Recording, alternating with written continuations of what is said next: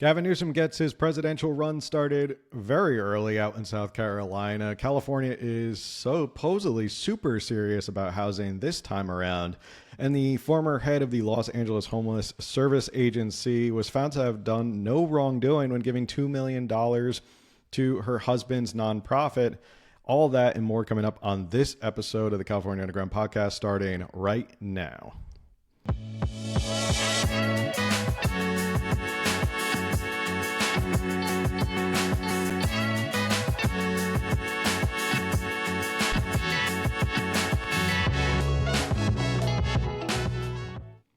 What's going on, everybody? Thanks for tuning in to another episode of the California Underground podcast, the most trusted podcast for all things California politics. I am your host, Phil. We have a ton of stories to get to tonight, plus some more, and maybe some more good news. I'd like to end the show on some good news as well. But before you get started, if you haven't already, please help out the channel by making sure you like, share, comment, review. All of that stuff helps with the algorithm, helps more people find us. Let's get started with our first story of the night. We all knew it was coming. We knew he's been laying the groundwork. And this past week, Gavin Newsom finally took the first step to run for president of the United States. That's right. Gavin Newsom made a trip to South Carolina for some reason regarding getting federal dollars and help or something about that and something about Trump. But regardless, South Carolina is pretty important in the Democratic primary. So why is he out there? Well, we'll watch this story and then we'll get into it. Welcome back in here to Live Now from Fox. I am Andy Mack. This next story has me asking myself, what year is it? The 2028 presidential election is more than 3 years out, but some potential candidates are already meeting voters in some early key primary states. And as we know, the race for the White House is a marathon, not a sprint. California Governor Gavin Newsom is one of those potential candidates. We're being joined right now by Fox's Asher Red as he follows the Democrat on a 2-day tour of rural South Carolina. Thank you so much for joining us from Lawrence, South Carolina in the Palmetto State. What did you hear from Newsom? What was his message to voters a long way out? Well, good evening, Andy. Gavin Newsom, a Democrat from California, traveled all the way here to rural South Carolina to pitch his political views to historically Republican voters. Now, this church behind me is where his last event of the day just wrapped up, and he's already headed back to California. But Newsom isn't the only one who seems to be testing the waters of a possible presidential bid. For many, it feels like the 2024 campaign just ended, but that's not stopping potential candidates from getting an early start on 2028. I need some coffee.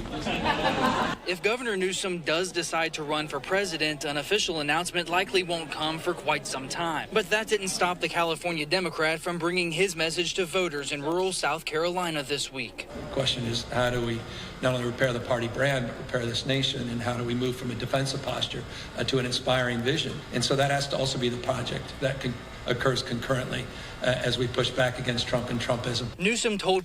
So if you notice, he's going to be talking about repairing the brand of Democratic politics.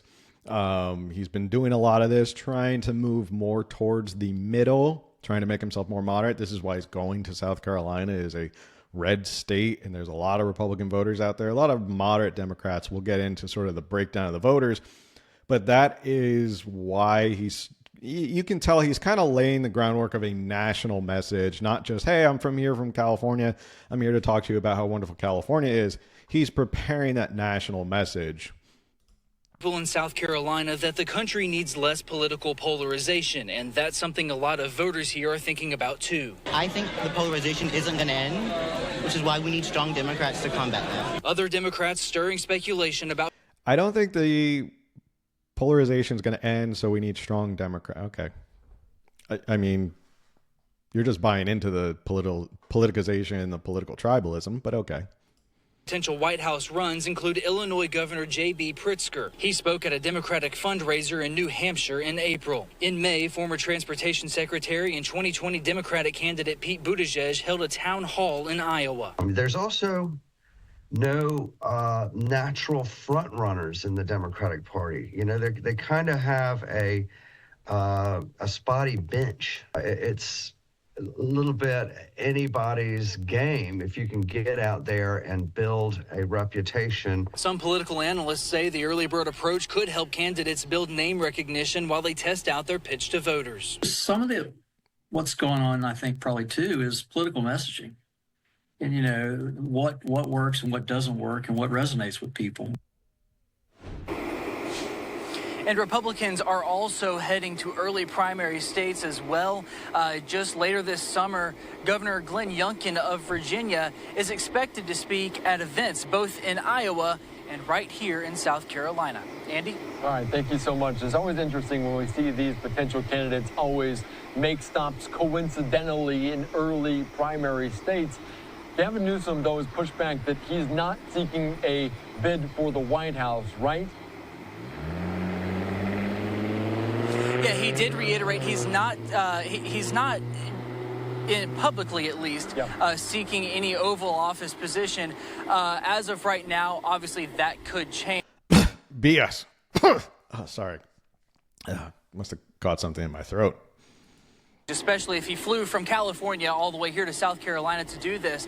But in 2026, think about it, Governor Newsom will be out of a job practically because he is term limited for governor of California. We asked him if he thinks Kamala Harris would take his position, and he said he doesn't know that either, but he wouldn't be surprised. All right, very good. My last question. All right, so South Carolina. It's no coincidence that Gavin Newsom just showed up in South Carolina, right?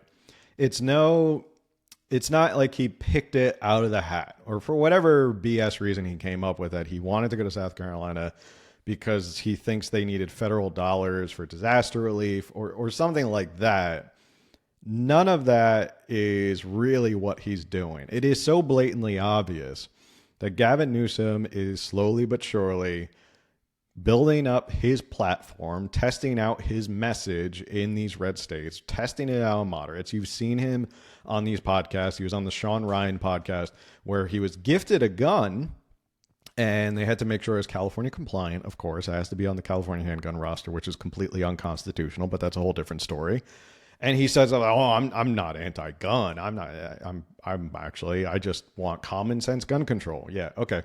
This coming from the guy who signed off on basically everything, wanted to ban your right to carry and conceal here in California. You know, he thinks that AR-15s are these automatic weapons of like war type weapons that can shoot a bajillion rounds with just one press of the God mode button. This is no coincidence that he ended up in South Carolina. Why is it not a coincidence? Well, strategically, and they alluded to that in the video, South Carolina is one of the first primary states in the Democratic primary.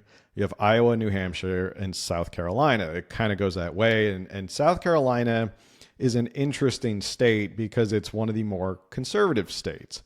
And in fact, it's been sort of a predictor of who's going to be the Democratic nominee going forward. Now, if you remember in 2020, when Joe Biden was running in the Democratic primary, remember those? They used to have Democratic primaries, but they don't really like to do that anymore. It's amazing they're going to have another Democratic primary. Joe Biden in 2020 was able to win South Carolina mostly because everybody dropped out and coalesced behind Joe Biden, and he got the endorsement from James Clyburn, who is a very powerful and influential representative down in South Carolina. And that was sort of the push that people needed to see that Joe Biden is palpable and he can appeal to moderate voters and swing voters, which is important in an election because that's really who people are going after, is those independent swing voters. So that is really the bellwether for a lot of people. If you can win in South Carolina, it shows you a broader appeal across the country. And that's why it is so important. Now, South Carolina has petitioned to be the first state. It wants to be the first state in the Democratic primary. It's always been Iowa for all these parties. Iowa has always been the first state, but South Carolina wants to be the first state now. But that's sort of where the strategy lies. If you win South Carolina as a Democrat in the Democratic primary, you kind of pave your own way to win more states coalesce your support, coalesce the fundraisers, all of that behind you. The first three are always kind of a toss-up. I think like Pete Buttigieg in 2021, Iowa, but then didn't win New Hampshire, South Carolina. So he kind of flamed out really quickly. That's why he's there. It is absolutely no coincidence that he just ended up in South Carolina talking about spreading the message and fixing the national brand of Democratic politics. Now, one of the things that Newsom is going to have to contest with, one is it is a red state, and he comes from a very deep blue progressive state. We all know that. And I'm sure people in South Carolina don't look at California and think, boy, howdy, let me get some of that California here in South Carolina, because they see what's happening with the homelessness and the cost of housing and the cost of gas and all that stuff. They don't look at California as a model for what they want South Carolina to be. So he's got to try and figure out how to move closer to the middle. I'm now doing the Gavin Newsom dance with my shoulders. He's got to figure out how to move more towards the middle and appeal to those people, which is why they made a whole big deal about him getting a gun. And he said, oh, I'm not anti-gun. That's one thing. He's got to get those moderate Democrats. And he's been working hard at smoothing out his image, or getting that image of he's just a common sense moderate. That's all he wants. You know, he's just a common sense moderate. The other thing that is really important is the African American vote, which is why Representative James Clyburn is so crucial to whoever wants his endorsement in South Carolina. Now, they appeared at this event. James Clyburn actually said something to the effect of the next president of the United States, or someone who's running for president. He kind of made it a slip of the tongue that, like, oh, you know, Gavin Newsom, he is going to be, you know, running for president, even though Gavin Newsom is acting like he's not running for president. We all know you're running for president. It is the worst kept secret in politics right now. But the African American vote in South Carolina is very, very crucial to winning that state, which then, like I said, becomes the momentum that you're going to need to move forward and win moving for the rest of the Democratic primary. This is according to a Public Policy Institute of California poll. This was conducted recently as of May 2022 to 29th in 2025. It says 56% of African American voters in California approve of Governor Gavin Newsom's job performance. Additionally, this poll suggests that only 43% of black voters nationally, black voters nationally rate Newsom as very favorable, and only 26% of black Californians believe he responds to black community needs, though these figures reflect sentiment beyond just approval ratings are not conclusive. So he's got some work to do, right? He's got some work to do with African American and black voters. This was a tweet recently. It says, this will definitely fuel even more speculation about a 2028 run, referring to Gavin Newsom. However, if Newsom plans to win the Democratic nomination, he's going to have some work to do convincing the vast majority of black voters. Only 43% of black people rated him very favorable, compared to less than 50% for both, or more than 50% for both Harris and Biden. So he does have some work to do in that area. Now, is he making the right strides? I don't know. Is he schmoozing James Clyburn, who is a very influential politician in South Carolina? Can he get his endorsement? He's getting there early, and that might be the name of the game. But regardless, you are seeing the beginning stages of Gavin Newsom's presidential run, right? We all knew this was coming. The podcast was part of it. We all knew that he has this Campaign for Democracy PAC, which he's going to end up probably dumping all the money into his presidential campaign, something like, you know, tens of millions of dollars that he's already raised. He's going to dump that into his presidential campaign once he announces. He's basically just laying the groundwork, and he's getting there early. He's trying to get his face out there. He's trying to make it seem like this is all altruistic. But why is the governor of California, who has enough on his plate, worried about going 3,000 miles away to a state that has nothing to do with California? We have enough going on here in California that he should be absolutely worried about. Why is the Palisades taking so long to rebuild? That should be a big issue. We should be talking about gas prices. We should be talking about homelessness and all of that. Crime is still an issue. There are enough issues that Gavin Newsom has to fix here in California. And if he does not, he doesn't have much time left. if he doesn't do anything to even move the needle on a lot of these issues, his presidential campaign is probably already dead in the water, because no matter how much he wants to just ignore and be the deadbeat dad who doesn't care about California, the deadbeat governor, at the end of the day, people are going to remember that California is in really dire straits after he left. So he can't really campaign on the fact that he left California a better place, because we all know it's not really in a better place. So he may be starting early, but instead of work in South Carolina, probably the best work he could be doing is right here in his home state of California.